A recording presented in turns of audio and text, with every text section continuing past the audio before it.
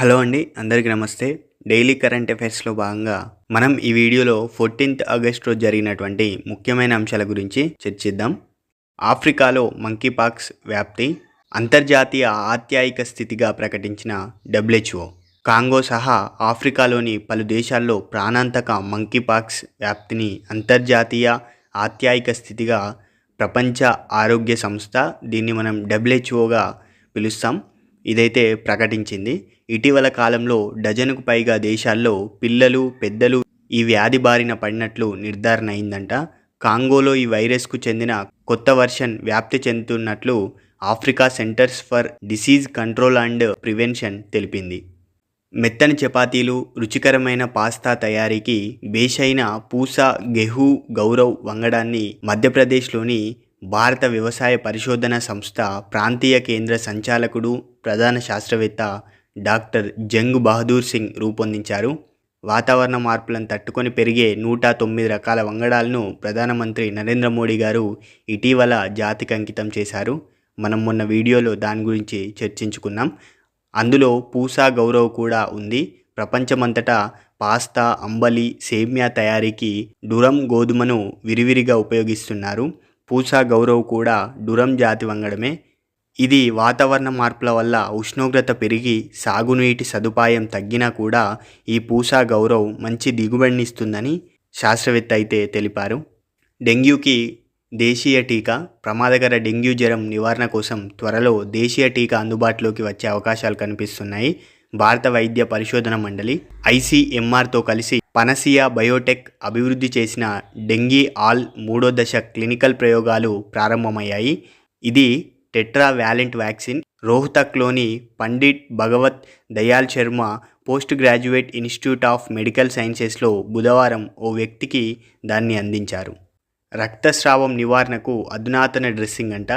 గాయాలు కొన్నిసార్లు తీవ్ర రక్తస్రావానికి దారితీసి సుమారు 40% మంది ప్రాణాలు కోల్పోతుంటారు. రక్తస్రావాన్ని ఆపడానికి ప్రథమ చికిత్సగా గాజుగుడ్డను ఉపయోగిస్తున్నారు.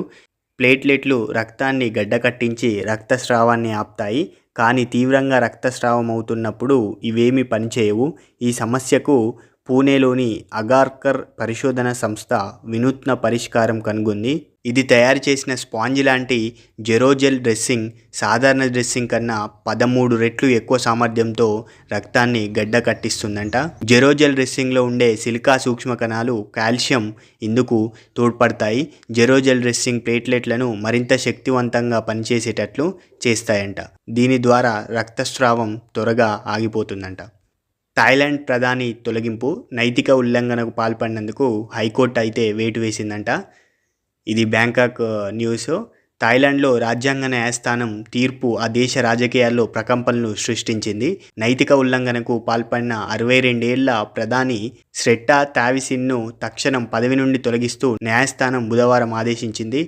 ప్రధాన ప్రతిపక్షాన్ని వారం రోజుల క్రితమే రద్దు చేసిన రాజ్యాంగ న్యాయస్థానం ఇప్పుడు మరో సంచలన తీర్పును ప్రకటించింది. ఒక కేసులో శిక్షుడైన పిచిట్ అనే వ్యక్తిని స్రెట్టా థావిసిన్ తన క్యాబినెట్ సభ్యుడిగా నియమించాడు. దీనిపైన విచారణ జరిపిన రాజ్యాంగ న్యాయస్థానం 5-4తో ఆయనకు వ్యతిరేకంగా తీర్పునిచ్చింది. ఆయన తక్షణం తన కార్యాలయాన్ని వదిలి వెళ్లాలని తీర్పునైతే వెలువడించింది. ఈడీ చీఫ్గా రాహుల్ నవీన్. ఎన్ఫోర్స్మెంట్ డైరెక్టరేట్ తాత్కాలిక చీఫ్గా ఉన్న రాహుల్ నవీన్ పూర్తి స్థాయి డైరెక్టర్గా నియమితులయ్యారు. ఈ మేరకు కేబినెట్ నియామకాల కమిటీ బుధవారం ఉత్తర్వులు జారీ చేసింది. 1993 బ్యాచ్ IRS అధికారి అయిన నవీన్ ఈడీ డైరెక్టర్గా 2 ఏళ్లు లేదా తదుపరి ఉత్తర్వులు వెలువడే వరకు ఏది ముందైతే అప్పటి వరకు పదవిలో కొనసాగుతారు. గతేడాది సెప్టెంబర్ 15న నవీన్ తాత్కాలిక డైరెక్టర్గా నియమితులయ్యారు. ఈయన హయాంలోనే ఢిల్లీ సీఎం అరవింద్ కేజ్రీవాల్, జార్ఖండ్ సీఎం హేమంత్ సోరెన్లను మనీ లాండరింగ్ కేసుల్లో ఈడీ అరెస్ట్ చేసింది. ఐరాస శాశ్వత ప్రతినిధిగా పర్వతనేని హరీష్. తెలుగు వ్యక్తికి కీలక పదవి అని మరొకటి చూసినట్లయితే న్యూయార్క్లోని ఐక్యరాజ్యసమితి తదుపరి భారత శాశ్వత ప్రతినిధిగా తెలుగు వ్యక్తి పర్వతనేని హరీష్ను కేంద్ర ప్రభుత్వం నియమించింది.